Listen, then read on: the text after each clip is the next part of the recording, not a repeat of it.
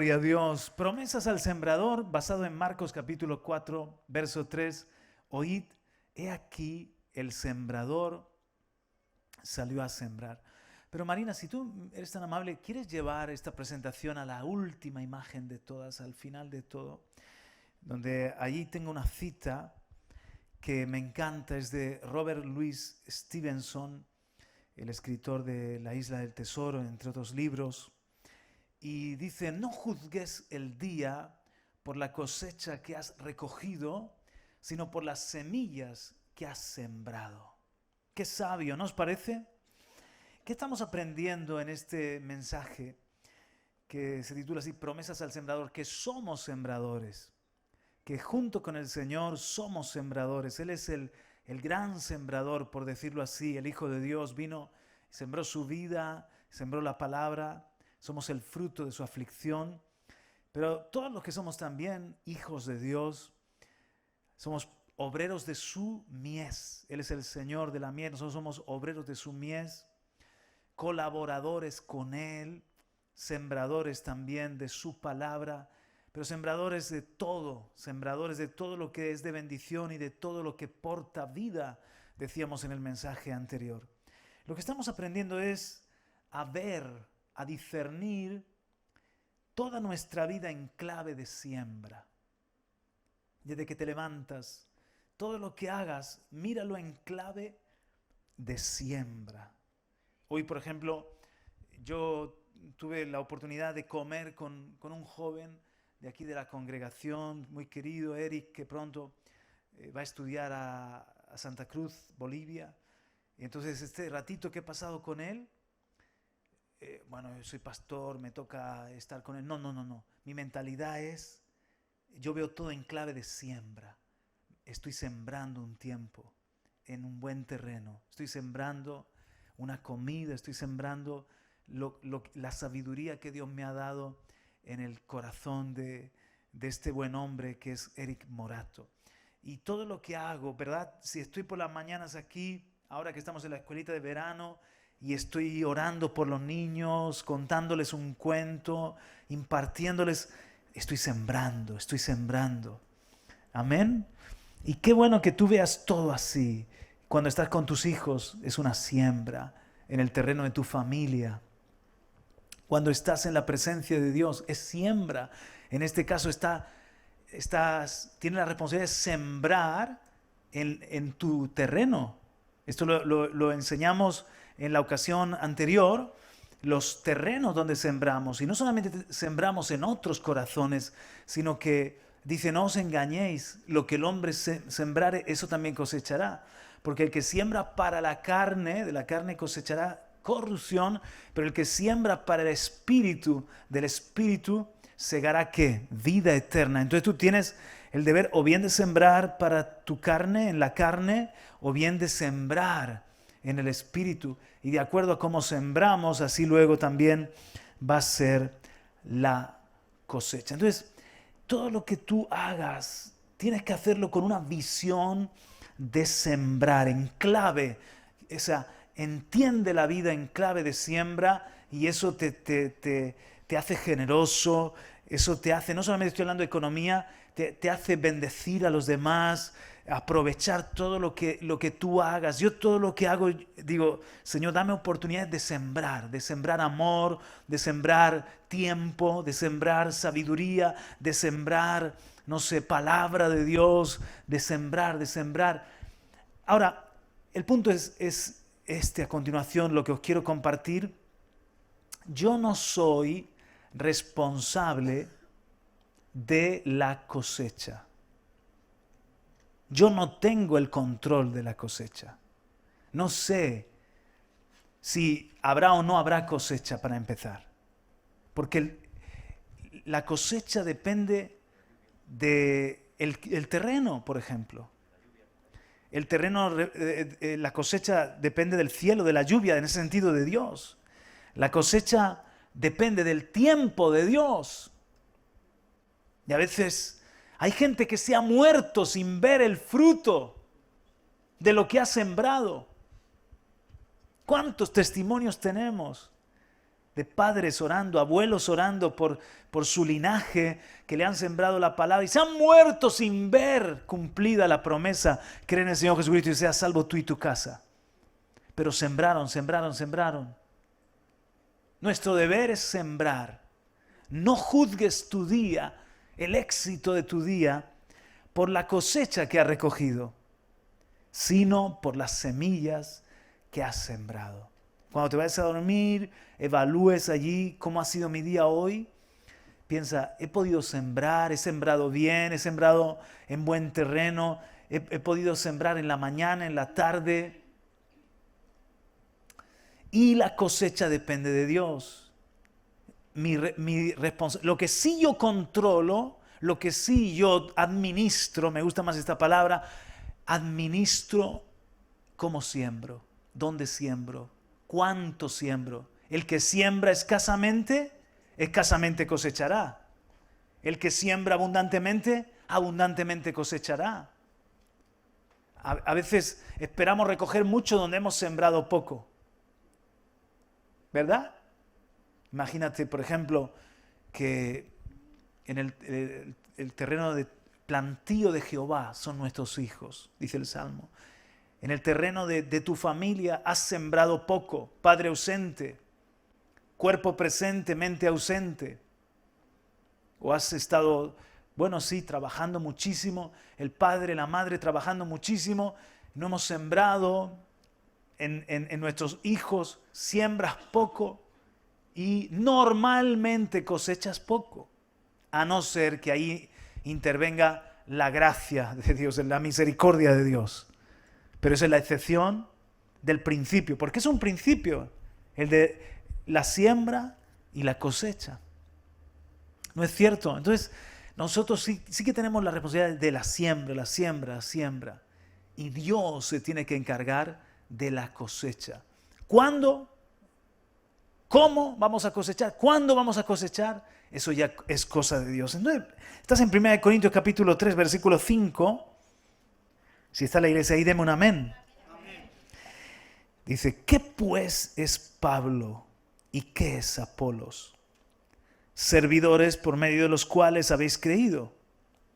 Y eso según lo que a cada uno concedió el Señor. Yo planté. Ahí está. Yo planté. Apolos regó. Pero el crecimiento lo ha dado Dios. Es el milagro de la vida, el milagro de la cosecha y del crecimiento lo ha dado Dios. Pero nosotros, ¿qué podemos hacer? Sembrar. Y aquí introduce Pablo otro concepto que es el regar, que es otra forma de sembrar, pero es trabajar sobre el trabajo de otro. Por ejemplo, os voy a poner un ejemplo muy práctico. Va a parecer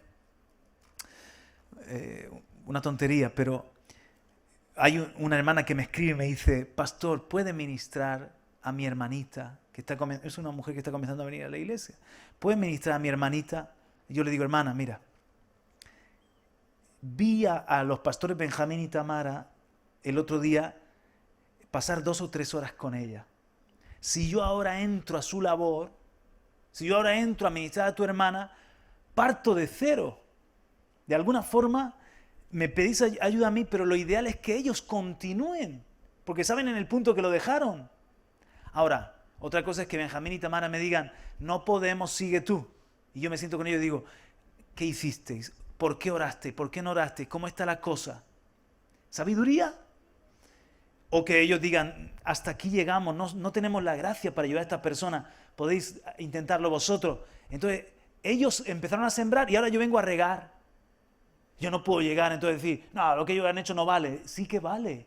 Vengo a complementar, a sumar, a trabajar sobre el trabajo de otro, ¿verdad? Entonces, Pablo dice, yo llegué y sembré. Porque Pablo les lleva a Cristo, les predica el Evangelio. Luego llega Apolos y les trae una sabiduría que Dios le dio, un don de enseñanza a Apolos y regó. Pero el crecimiento, la cosecha, es cosa de Dios. Ahora, ¿cuál es el problema? Que llegue Apolos y en lugar de regar la buena semilla, llegue Apolos y siembre otra semilla. De esto también hablamos la vez pasada. o de alguna manera remueva la tierra y afecte negativamente el trabajo de Pablo. Esto es bíblico, o sea, esto pasó en las iglesias donde Pablo había sido pastor o fundador. Gálatas, Corinto, Colosas, en muchas de ellas aparecen otros maestros que Pablo tiene que advertirles, dice, les están enseñando otro evangelio, cuidado. Porque Pablo enseña el evangelio de la gracia y llegaban unos judaizantes o llegaban unos que tenían otro tipo de influencias y que en lugar de sumar, de regar, Apolo regó, el mismo Cefas que también ministró en Corinto, aportó algo, una gracia de Dios y hay un complemento, pero otros en cambio venían y afectaron negativamente. Por eso muchas de las epístolas del Nuevo Testamento es Pablo corrigiendo. Por eso que hicieron un trabajo, en vez de servir al reino de Dios, de verdad sirviendo al reino de las tinieblas, trayendo confusión. Entonces hay que saber regar, hay que saber regar. Nosotros, por ejemplo, hemos tenido una semanita a una sobrina mía, a Ana, la hija de Tony Sori. ¿Qué estamos haciendo? Regar. Sus padres han sembrado y nosotros venimos y regamos, porque al fin y al cabo lo que queremos es ver fruto en la vida de nuestros hijos. Y entonces nos ayudamos. Yo necesito a los líderes de la iglesia, yo necesito que mis hijos tengan hermanos mayores, yo necesito que mis hijos sean pastoreados por otros. Claro, yo tengo un trabajo de sembrar en ellos, pero necesito quien riegue, quien ayude. Y así es con todo, ¿verdad? Es un trabajo de sembrar, trabajar, regar, pero el crecimiento, sigue el apóstol Pablo diciendo, lo da Dios, versículo 8. Y el que planta y el que riega son una misma cosa, aunque cada uno recibirá su recompensa conforme a su labor. Porque nosotros somos colaboradores de Dios y vosotros sois labranza de Dios, edificio de Dios. Entonces, ¿ves? Pablo ve la iglesia, Pablo lo ve en una clave de siembra, de labranza, de agricultura. Y por eso habla en estos términos, yo no puedo controlar la cosecha, pero sí la siembra y cómo riego. Otra cosa que quiero enseñaros está en Santiago capítulo 5, si quieres acompañarme, Santiago capítulo 5, versículos 7 y 8. Santiago, al final del Nuevo Testamento, capítulo 5, versos 7 y 8. Por tanto, hermanos, tened paciencia hasta la venida del Señor. Mirad cómo el labrador espera el precioso fruto de la tierra, aguardando con paciencia hasta que reciba la lluvia temprana y la tardía. Tened también vosotros paciencia y afirmad vuestros corazones, porque la venida del Señor se acerca. Oh, hermanos, cuánta paciencia necesitamos. ¿Has pensado alguna vez esto? Que el trabajo de Jesús, que el Padre le permitió tener en la tierra, fue un trabajo que requiere mucha paciencia.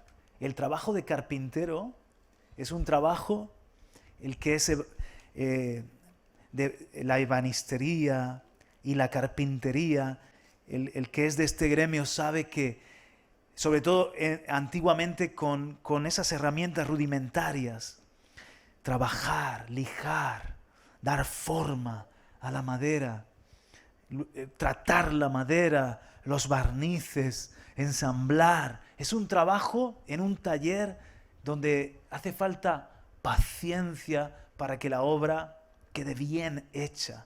Y José era un buen carpintero y Jesús en ese oficio aprendió paciencia, porque el Señor usa el trabajo como una escuela. ¿A que sí? Cualquier trabajo, ahora que estás tú ahí en un trabajo, hermanita Lucía, con los clientes, ¿no estás de cajera? Paciencia. Hace falta paciencia, ¿no? Y en todo trabajo, los que están de cara al público, cuánta paciencia hace falta. Los clientes que no pagan, ¿verdad? Hoy en día es terrible. Hablé con un hermano que me dijo, estoy trabajando en Valencia porque en Murcia pagan muy mal. Y me sentó fatal. Digo, ¿cómo que en Murcia pagan mal? ¿Cómo es eso? Y ha tenido que trabajar más porque dice, no tardan mucho en pagar y ¿será posible? ¿Cómo pasa con los murcianos, hombre? A pagar bien las facturas. Aunque sea poco a poco, pero pague usted. Pero hace falta mucha paciencia. La vida te forma, la familia te forma también mucho en la paciencia para hasta ver el fruto. Educar. La iglesia también es una gran familia donde tenemos que tener paciencia unos con otros. Decía C.S. Lewis, las 3 paciencias. ¿Os acordáis de esa historia que estaba súper deprimido y fue el apologeta y escritor, el querido C.S. Lewis, fue a un pastor a hablarle de sus problemas y es que estaba frustrado y estaba luchando con sus pecados, que no eran tanto temas sexuales, sino de su orgullo, su ira, su carácter, y estaba sintiéndose fatal. Y entonces le dijo este pastor muy sabio, necesita las 3 paciencias. ¿Cómo que las 3 paciencias? Y dice, sí, necesitas tener la paciencia, ten paciencia con Dios, porque Dios toma su tiempo trabajando con uno. Ten paciencia con tu prójimo, porque también tenemos que tener paciencia unos con otros. Y ten paciencia contigo mismo, porque a veces nos desesperamos y nos gustaría darnos así coscorrones. Ten paciencia contigo mismo, y es un buen consejo.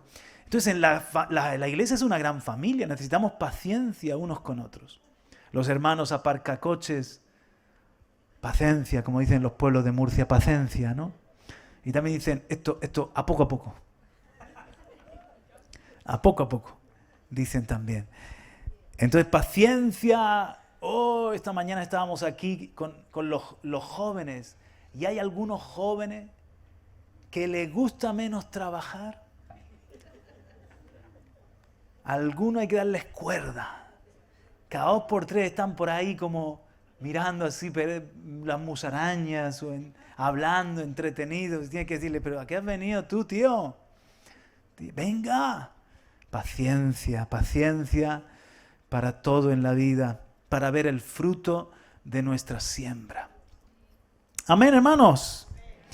Ahora mira, otro texto que Dios me dio para este momento está en Filipenses capítulo 2, versículos 3 y 4. Filipenses 2, 3 y 4. Dice, nada hagáis por contienda o por vanagloria. Nada hagáis por contienda o por vanagloria. Antes bien, con humildad, estimando cada uno a los demás como superiores a él mismo. Ahora, 4. No mirando cada uno por lo suyo propio, sino cada cual también por lo de los otros. Entonces, me encanta esto. En el reino de Dios, no solamente tenemos que buscar cosechar nosotros o nuestro bien, sino que los demás también sean buenos sembradores y cosechen bien. Tú quieres que le vaya bien a los demás, porque si le va bien a los demás, en última instancia te va bien también a ti. Estamos dentro de un sistema, de un todo, somos parte de un todo. Y debemos buscar el bien sistémico, el bien del sistema, el bien de la sociedad. Por eso a mí me enfada cuando dicen que en Murcia no pagan bien sus facturas, porque eso nos afecta a todos, nos van a dejar una mala fama aquí a todos. Vamos a traer un cambio al sistema, que digan, oye, que Murcia, qué gente seria, qué gente formal, ¿qué está pasando en Murcia? Amén. Vamos a poner Murcia en el mapa para algo bueno. Dicho sea de paso, eso de que dice, bueno, mata al rey y vete a Murcia tiene una explicación, pero no me voy a meter ahora en historia. Y éramos frontera con el reino, el reino ¿cómo era? El reino de Granada. Éramos frontera. Entonces había una forma de computar las penas yéndose a defender la frontera que era algo peligroso a Murcia, esa es la historia, pero dice, ni perros ni murcianos, que no podían entrar, ni perros, en días de Alfonso, creo que era Alfonso X el Sabio, que decía, ni perro ni murciano, pero no era el murciano de Murcia, sino que el verbo murciar es el verbo robar. Entonces hay una confusión. Ni gente de mal vivir, no me acuerdo bien de la cita, pero entonces cuando dice murciano se refiere a ladrones, no se está refiriendo a los de Murcia, ¿de acuerdo? Aunque en Murcia haya ladrones también. Me está saliendo una predicación muy local, ¿eh? Pero lo que quiero decir es que somos parte de una sociedad, somos parte de una iglesia. Por ejemplo, yo quiero que le vaya bien a toda la iglesia de la región de Murcia, de corazón, mejor que a mí. ¿Por qué? Porque si les va yo bien, a mí me va bien, somos un cuerpo. Amén. Yo quiero que le vaya bien a mi vecino, yo quiero que le vaya bien, es buscar la bendición del sistema, no solamente lo mío. ¿Dónde dice eso? Aquí, versículo 4 de Filipenses 2, no mirando cada uno por lo suyo propio, sino cada cual también por lo de los otros. Mira que dice también por los otros, no es que dejes de mirar por lo tuyo propio, porque tienes que cuidar lo que te han sido encomendado, pero busca también el bien de los demás. Un hombre tenía un sembrado de flores estupendas. Cada día salían de su cultivo centenares de paquetes para vender en la ciudad con las flores más bellas y fragantes que nadie pudiera conocer. Este señor, año tras año, ganaba el premio a las flores más grandes y de mejor calidad. Y como era de esperarse, se convertía en la admiración de todos en la región. Un día se acercó un periodista de un canal de televisión a preguntarle el secreto de su éxito, a lo que el hombre contestó, mi éxito se lo debo a que de cada cultivo saco las mejores semillas y se las regalo a mis vecinos, para que ellos también las siembren. ¿Cómo?, respondió el periodista. Eso es una locura. ¿Acaso no teme usted que sus vecinos se hagan famosos también y le quiten su importancia o el premio? El hombre dijo, no, yo lo hago porque al tener ellos buenos sembrados, el viento me va a devolver a mi cultivo buenas semillas y mi cosecha va a ser mejor.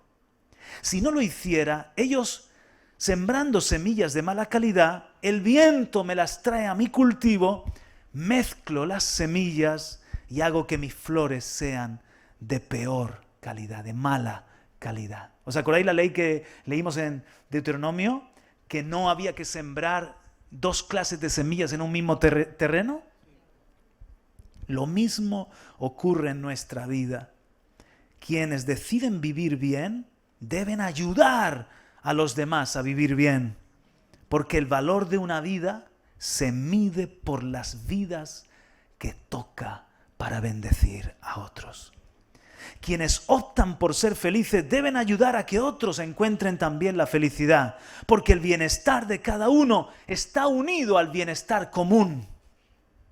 Gálatas 6:2 dice, sobrellevad los unos las cargas de los otros y cumplid así la ley de Cristo. La ley de Cristo es la ley del amor, de buscar. Claro, por eso dice aquí en el versículo 3, nada hagáis por contienda, también se puede leer ahí por rivalidad o por vanagloria, para gloria del hombre. No, todo lo tenemos que hacer para bendecir y para la gloria de Dios. Para bendecir y para... ¿Por qué haces eso? Para bendecir y para la gloria de Dios. Todo.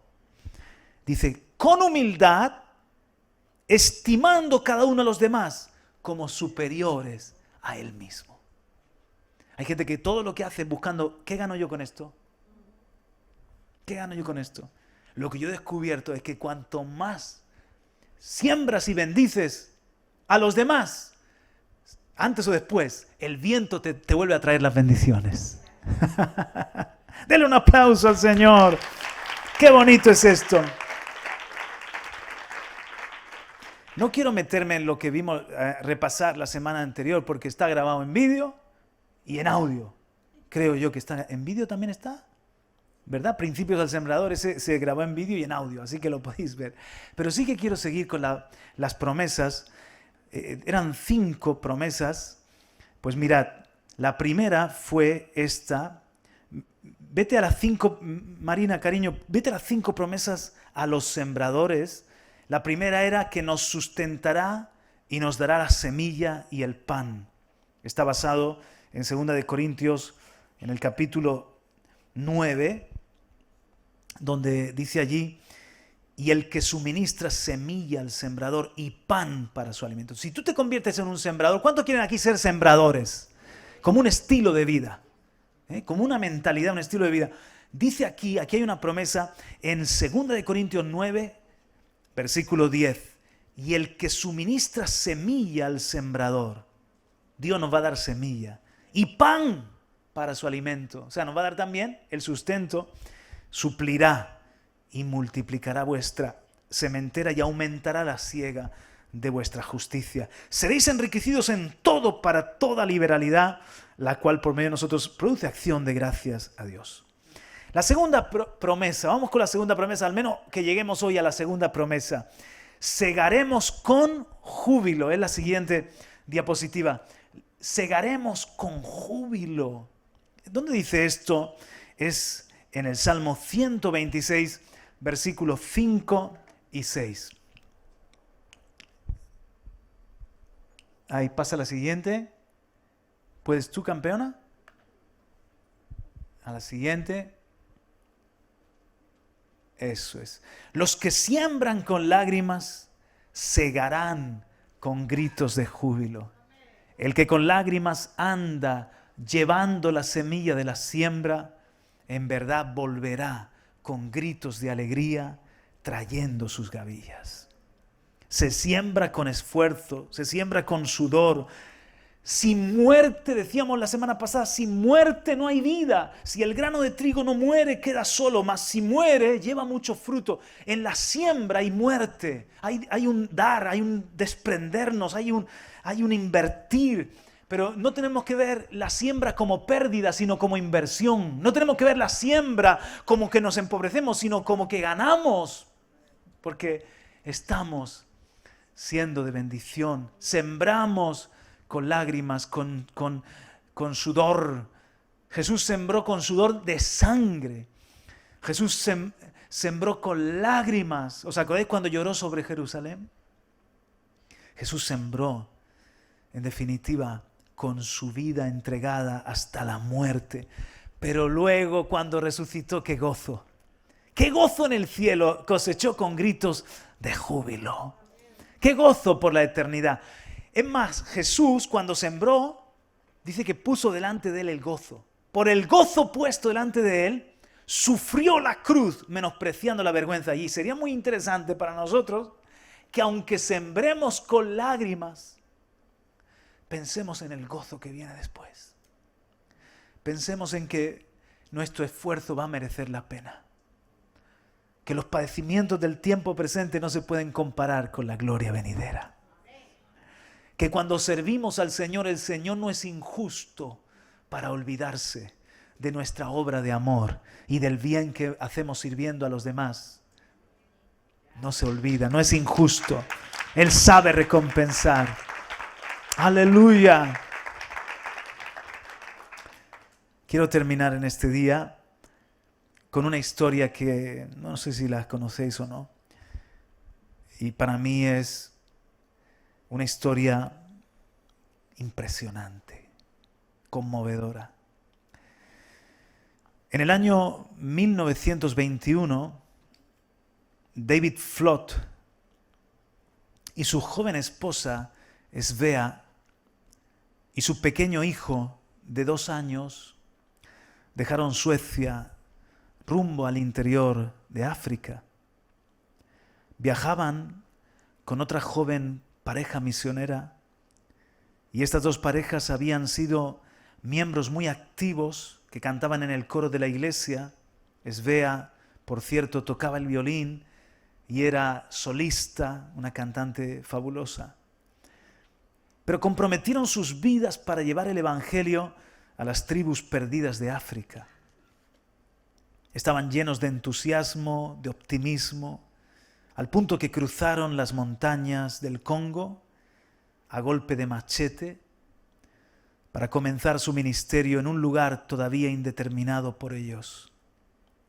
Para su sorpresa, aldea tras aldea se rehusaba a darles entrada, convencidos de que la presencia de aquella gente blanca enojaría a sus dioses y les traería grandes problemas. Esos días fueron días de llevar sus pertenencias a cuestas, hambrientos, débiles, orando para que en la siguiente aldea les permitieran desarrollar su ministerio. El jefe de la aldea, después de la montaña, fue aún más hostil que todos los anteriores juntos. Les pidió que se marcharan. En la biografía de estos misioneros se lee: lucharon para llevar sus pertenencias hacia la cima y al establecer las tiendas de campaña, sabían que estarían demasiado cansados para levantar un campamento otra vez.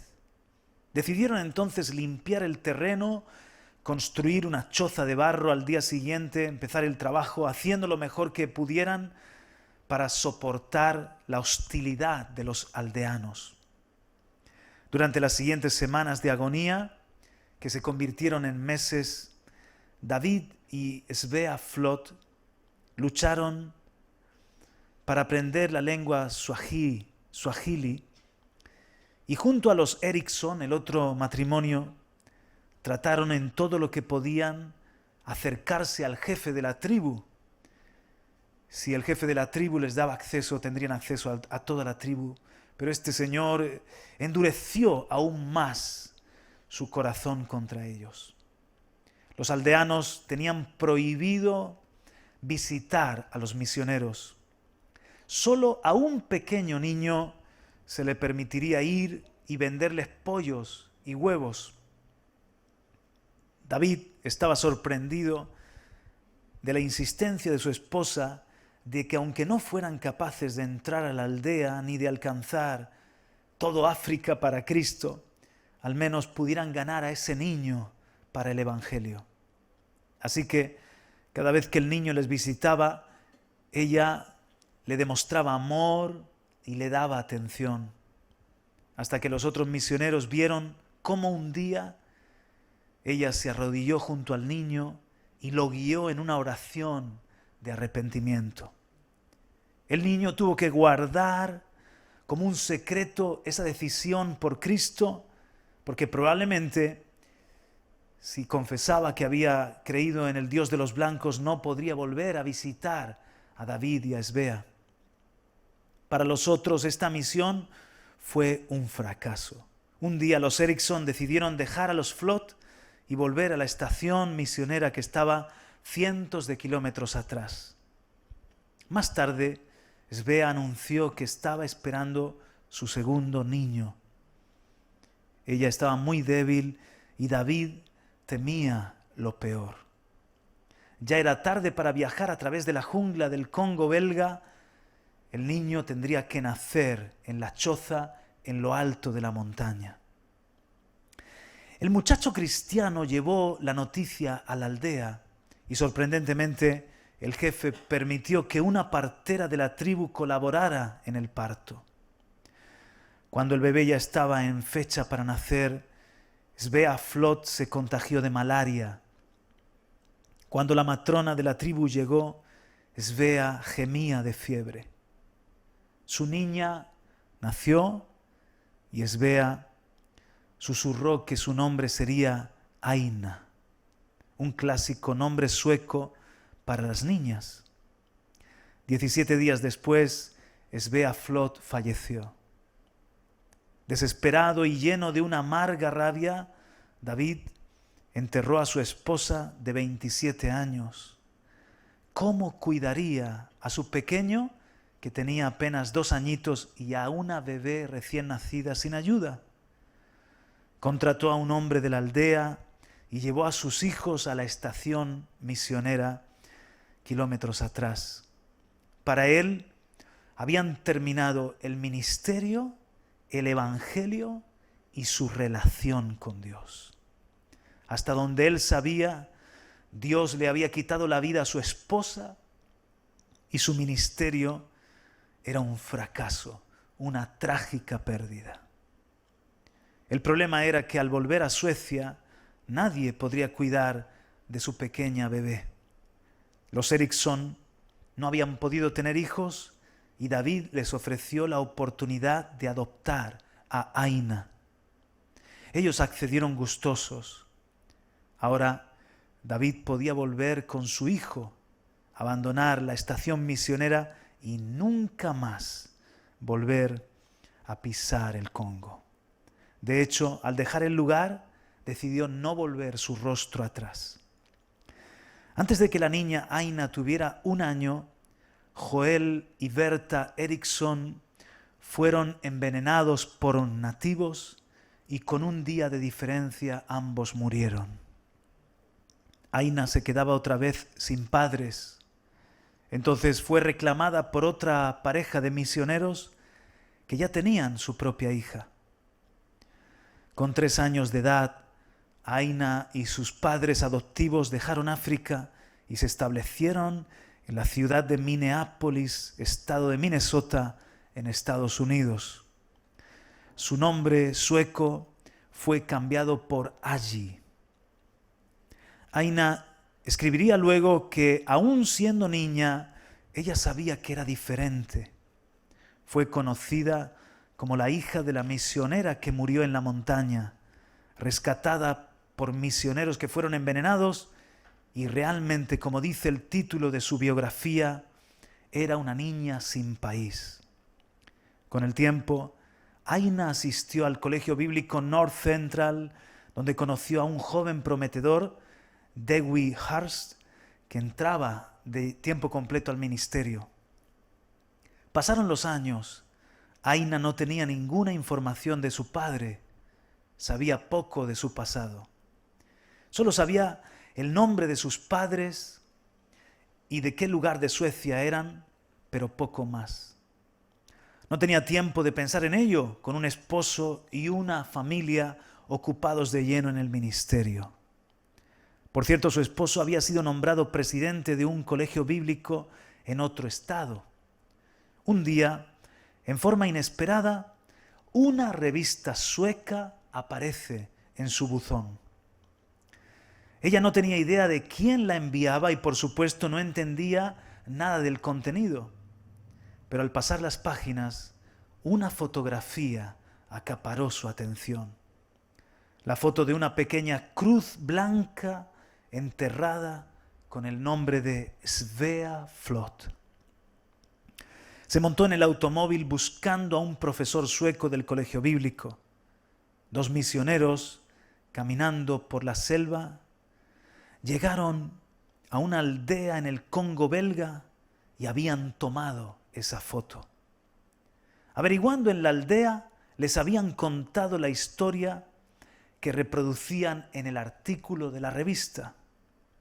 También contaban que después de que los misioneros se fueron, el niño cristiano había solicitado permiso al jefe de la tribu para comenzar una escuela, aquel niño que le llevaba los pollos y los huevos.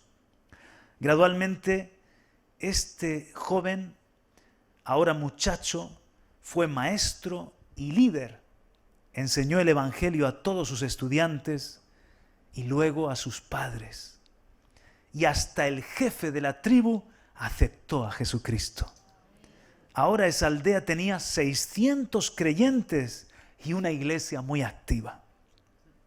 Todo gracias al sacrificio y a las lágrimas de David y también de Svea. Aina no lo podía creer. Comenzó a llorar y a agradecer a Dios por dejarle saber la verdad sobre sus padres y sobre el sacrificio que habían hecho. Para el 25 aniversario de su boda, el colegio bíblico les dio al matrimonio Horst un boleto para visitar Suecia, donde Aina, entre otras cosas, podría buscar a su padre. No fue difícil. David Flott se había casado, tenía 4 niños, pero su segunda esposa también había fallecido. Ese anciano era ahora un alcohólico, agnóstico, y maldecía a cualquiera que tan solo le mencionara de Dios. Después de una emotiva reunión con sus medio hermanos y con su hermano de padre y madre, Aina quiso ver a su padre. Sus hermanos no estaban de acuerdo con la idea. El hombre se había convertido en un anciano amargado y ellos tampoco lo veían mucho, y sobre todo le dijeron: no le hables de Dios, odia a Dios. Le advirtieron: si lo ves, no le hables de cosas espirituales.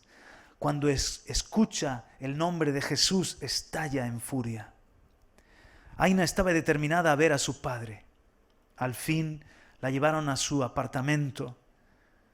La puerta fue abierta por una señora de la limpieza. Dentro del cuarto había botellas de licor en cada repisa de la ventana. La mesa estaba cubierta de más botellas. Y en un rincón, escribió Aina en su autobiografía, un viejo, pequeño y arrugado, estaba acostado en una cama deshecha, con su cabeza contra la pared. La diabetes y un derrame cerebral lo tenían lisiado, y en ese cuarto ya 3 años. La señora se acercó y le dijo suavemente: papá, Aina está acá, le dijo al padre.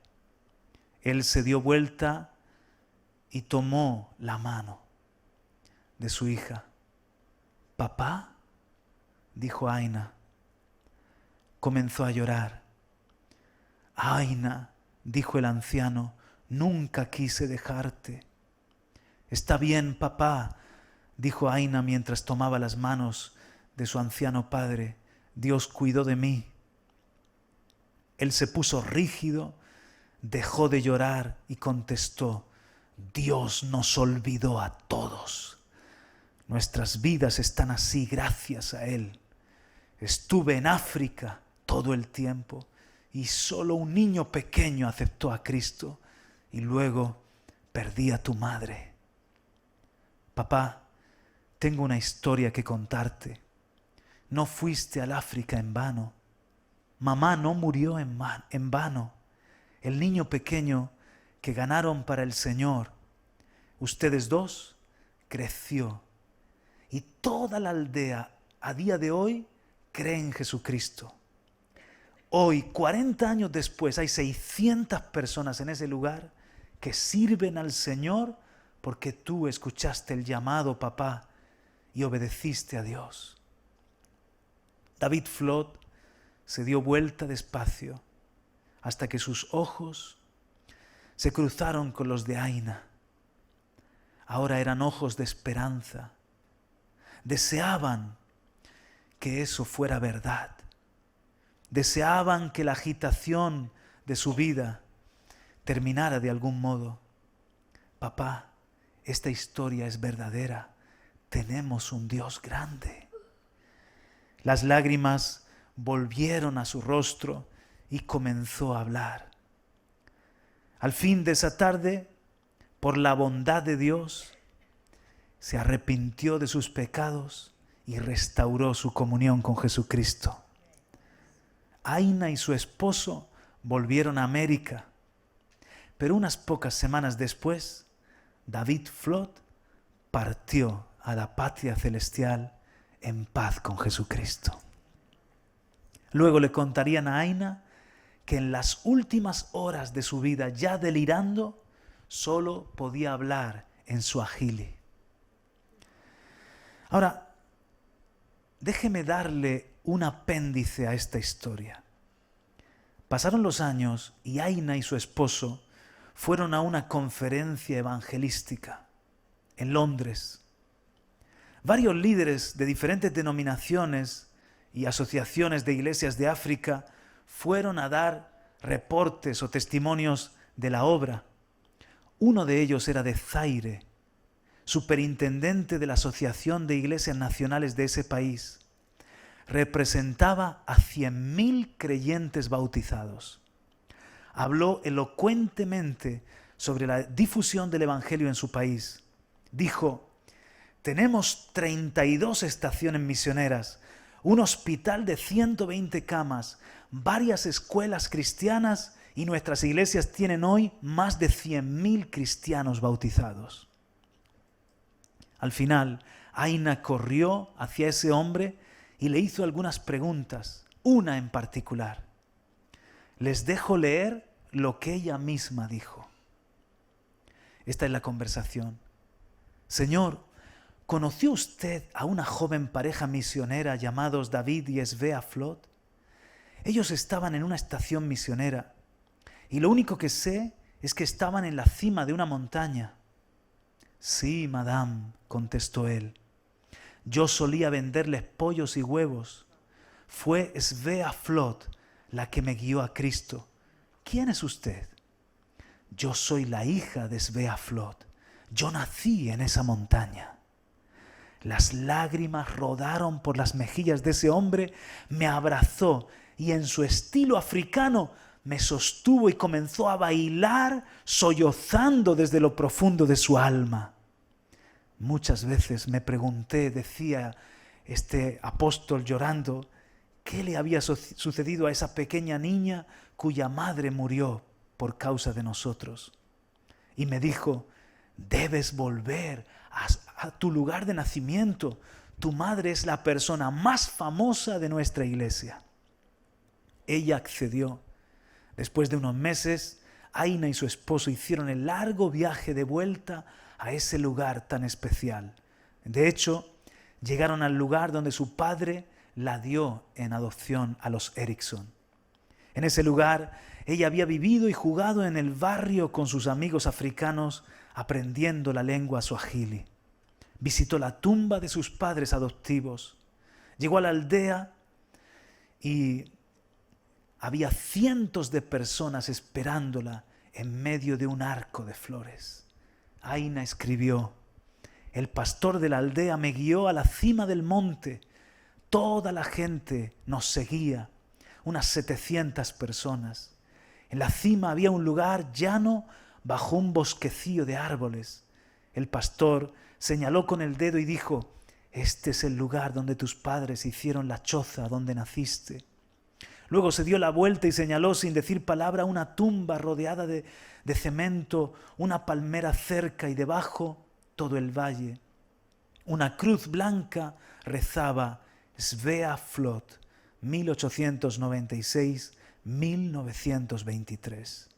Aina escribió, ahora conozco la cosecha de la semilla que mi madre sembró. El pastor abrió su Biblia, rodeado de cientos de creyentes, y leyó una simple línea de los Salmos. El Salmo 126, verso 5. Los que sembraron con lágrimas, con regocijo segarán. Dios sabe lo que es llorar. Dios sabe lo que significa sufrir pérdidas. Dios sabe lo que significa sembrar una semilla que parece que no dará fruto. Pero Dios sabe el fin de toda historia. Él sabe que las lágrimas de dolor, la pérdida, la frustración y el dolor serán borrados y reemplazados por un gozo indescriptible en el tiempo de la cosecha. Amén. Gloria a Dios. Qué impresionante. Segunda promesa al sembrador: los que siembran con lágrimas cosecharán con gritos de alegría. Nos ponemos en pie, vamos a orar. Padre, muchas gracias. Oh Señor, nos llenamos de esta fe, de que nada que hagamos por ti es en vano. Nada. A veces parece muy poquita la cosecha, pero cada vida es valiosa.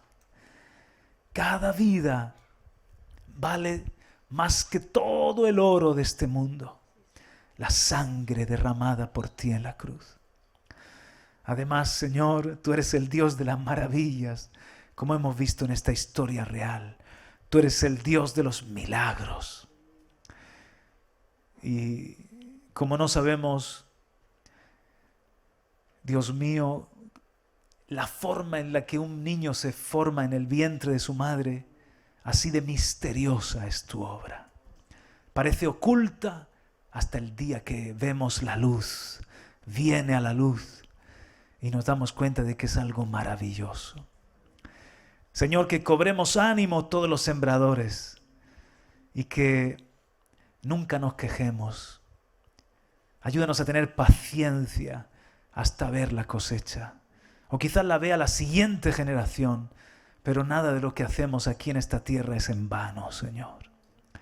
Gracias por esta palabra, por este día, y a ti sea toda la gloria en el nombre de Jesús. Amén. Amén.